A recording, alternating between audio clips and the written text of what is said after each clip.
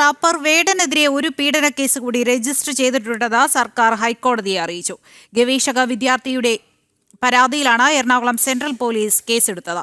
ഇതിനിടെ വേടന്റെ മുൻകൂർ ജാമ്യാപേക്ഷയിൽ മറ്റന്നാൾ ഹൈക്കോടതി വിധി പറയും. വിവരങ്ങളുമായി കൊച്ചിയിൽ നിന്ന് രേഷ്മ ബാബു ഉണ്ട്. രേഷ്മ, ഇതിനു മുമ്പ് രജിസ്റ്റർ ചെയ്ത കേസുകളിൽ വേടനെ ഇതുവരെയും അറസ്റ്റ് ചെയ്തിട്ടില്ല. അപ്പോഴാണ് മറ്റൊരു കേസ് കൂടി രജിസ്റ്റർ ചെയ്തിട്ടുണ്ടെന്ന് ഇപ്പോൾ സർക്കാർ ഹൈക്കോടതിയെ അറിയിച്ചിരിക്കുന്നത്. എന്തൊക്കെയാണ് വിശദാംശങ്ങൾ? അതായത് തൃക്കാക്കര പോലീസ് എടുത്ത ബലാത്സംഗ കേസിൽ റാപ്പർ വേടൻ നൽകിയ മുൻകൂർ ജാമ്യാപേക്ഷയിൽ ഹൈക്കോടതി മറ്റന്നാൾ വിധി പറയും. ഇന്ന് വാദം കേട്ട സമയത്താണ് സംസ്ഥാന സർക്കാർ ഹൈക്കോടതി നേരത്തെ നിർദ്ദേശിച്ച പ്രകാരം മറ്റെവിടെയൊക്കെയാണ് വേടനെതിരെ കേസെടുത്തിട്ടുള്ളത്, അതിന്റെ വിശദാംശങ്ങൾ ഇന്ന് സിംഗിൾ ബെഞ്ചിന് മുന്നിൽ സമർപ്പിച്ചിട്ടുള്ളത്. അത് പ്രകാരം സർക്കാർ പറയുന്നത് ഒരു കേസ് കൂടി റാപ്പർ വേടനെതിരെ രജിസ്റ്റർ ചെയ്തിട്ടുണ്ടെന്നാണ് പറയുന്നത്. എറണാകുളം സെൻട്രൽ പോലീസാണ് ഗവേഷണ വിദ്യാർത്ഥികളുടെ പരാതിയിൽ ഒരു കേസ് എടുത്തിട്ടുള്ളത്.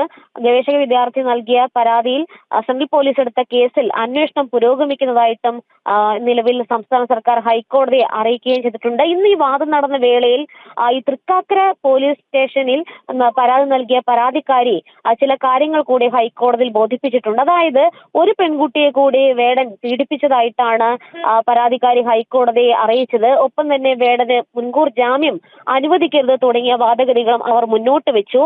സമൂഹ മാധ്യമത്തിലടക്കം ഇതുമായി ബന്ധപ്പെട്ട് പല കാര്യങ്ങളും നടക്കുന്നുണ്ട്, പല വേടനെതിരായിട്ടുള്ള ആരോപണങ്ങളും ഉന്നയിക്കപ്പെടുന്നുണ്ട് തുടങ്ങിയ വാദഗതികളായിരുന്നു പരാതിക്കാരി ഹൈക്കോടതിയിൽ മുന്നോട്ട് വെച്ചത്. പക്ഷേ അതൊക്കെ തന്നെ ഹൈക്കോടതി എതിർക്കുന്ന ഒരു എതിർവാദം കൂടി ഹൈക്കോടതിയുടെ ഭാഗത്തുനിന്ന് മറുപടിയായിട്ട് ഉണ്ടാകുകയും ചെയ്തിട്ടുണ്ട്. അതായത് സമൂഹം എന്ത് പറയുന്നു, സമൂഹ മാധ്യമത്തിൽ എന്ത് പറയുന്നു എന്നതല്ല ഇവിടെ പരിശോധിക്കുന്നത് എന്നുള്ള ഒരു നിരീക്ഷണമാണ് ജസ്റ്റിസ് ബെച്ചു കുര്യൻ തോമസിന്റെ ഭാഗത്തു നിന്നും ഉണ്ടായത്. അതോടൊപ്പം തന്നെ ഉഭയകക്ഷി സമ്മതപ്രകാരമുള്ള ലൈംഗിക ബന്ധത്തെ എങ്ങനെ ഈ ബലാത്സംഗമായിട്ട് ചിത്രീകരിക്കാൻ സാധിക്കും, അങ്ങനെ ചിത്രീകരിക്കരുത് എന്നുള്ള ഒരു ഓർമ്മപ്പെടുത്തൽ കൂടി ഹൈക്കോടതി നടത്തുകയും ചെയ്തിട്ടുണ്ട്. എന്തുകൊണ്ടാണ് ഈ പരാതി നൽകാൻ 2 വർഷം കാലതാമസം ഉണ്ടായതെന്നുള്ളൊരു ചോദ്യവും ഹൈക്കോടതി പരാതിക്കാരിക്ക് നേരെ ഉന്നയിച്ചിട്ടുണ്ട്. എന്തായാലും ഹൈക്കോടതി നേരത്തെ നിർദ്ദേശിച്ചതിന്റെ അടിസ്ഥാനത്തിലാണ് റാപ്പർ വേടനെതിരെ സംസ്ഥാനത്ത് മറ്റ് ഏതൊക്കെ സ്റ്റേഷനുകളിൽ കേസുകൾ രജിസ്റ്റർ ചെയ്യപ്പെട്ടിട്ടുണ്ട്, അതിന്റെ വിശദാംശങ്ങളൊക്കെ തന്നെ സംസ്ഥാന സർക്കാർ അറിയിച്ചിട്ടുള്ളത്. എന്തായാലും